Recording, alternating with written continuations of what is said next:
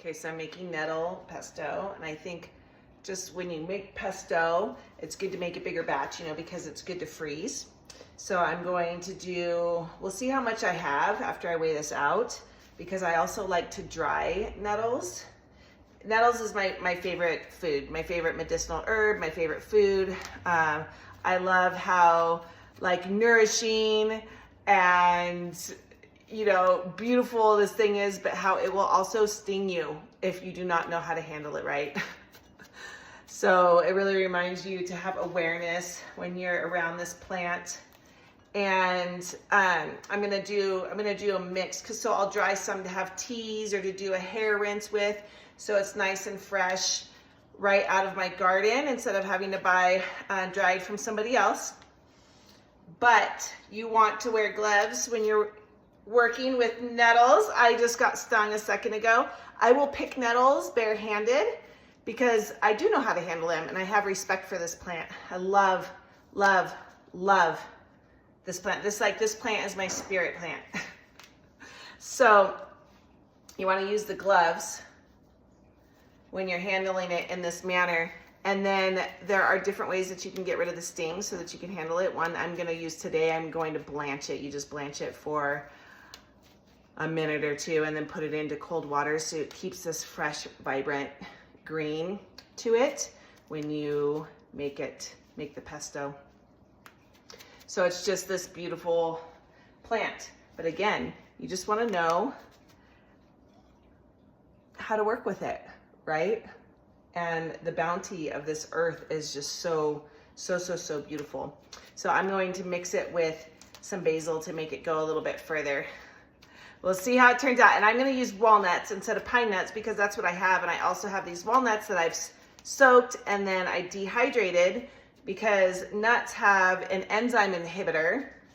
And so a lot of people will have a hard time digesting nuts. So when you soak them and then gently dehydrate them, it gets rid of the enzyme inhibitor. So I happen to have walnuts on hand. So that is what I'm going to use. And I am really excited to try. Also add that nettles are a mineral powerhouse. They have tons of just, you know, anybody can Google and learn about this. I don't need to recite facts that are all over the internet.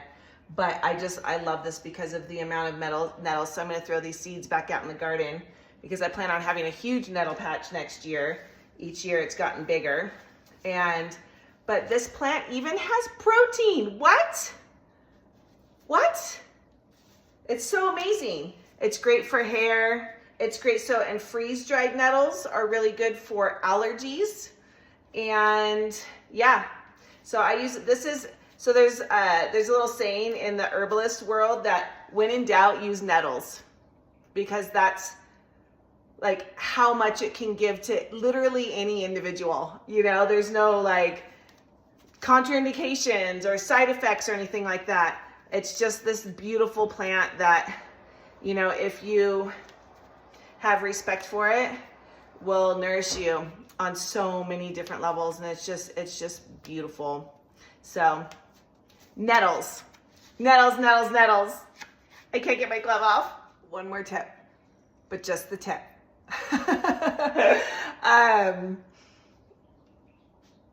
What was the tip? Where'd the tip go?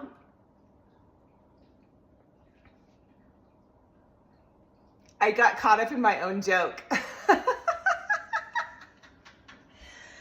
Oh yeah, you want to use nettles, harvest nettles before they go to seed.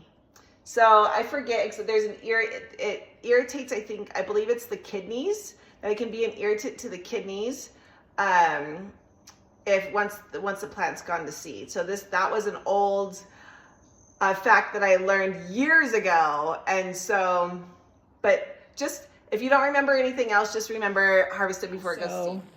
The nettles are in boiling water right now. You only blanch them for maybe 1 to 2 minutes, and that'll get the sting out. And then there's the ice bath that they'll go into. And then if you plan on using the pesto on any pasta or anything like that, you can use these, the water. You want to save this cooking water. Even if the only thing I do is drink the water to get the minerals and the goodness that leached out into the water, I'll be saving the water even for that. But if you're gonna cook pasta, you wanna save that to cook your pasta in. Okay, squeezing the nettles that have been blanched. They've been soaking in the ice water. Bonus, if anybody does any type of cold exposure work, my hands are freezing, so let's lower some inflammation in my hands, which, you know, on an energetic scale, I learned years ago working with somebody after my son was born that I hold anger in my hands. So they do get inflamed. I feel like I'm constantly having to stretch them and massage them.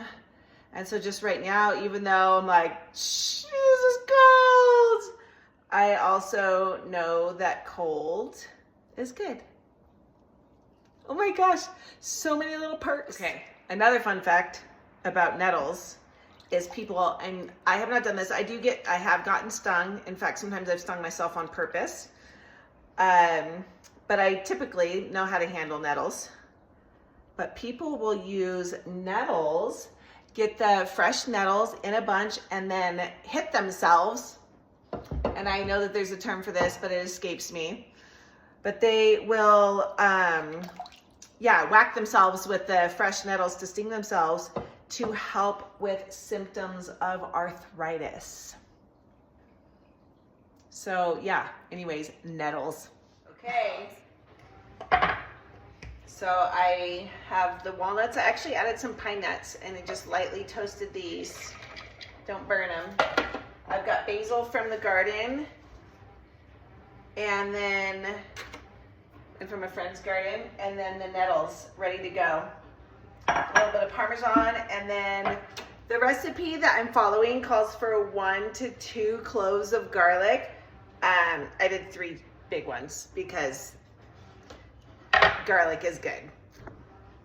So I'm really excited. It's like the final countdown to the pesto.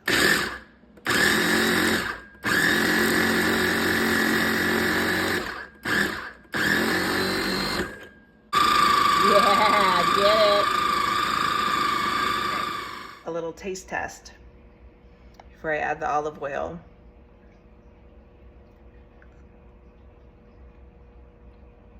Oh my gosh, I think I have like in my hair too. That is so good. Oh my gosh, so vibrant, so fresh, oh my gosh. Oh, I can just feel my cells just lighting up. My taste buds are so happy. This is gonna be so good. I can't wait to share it and cook with it and eat it. My mouth is alive with the taste of pesto.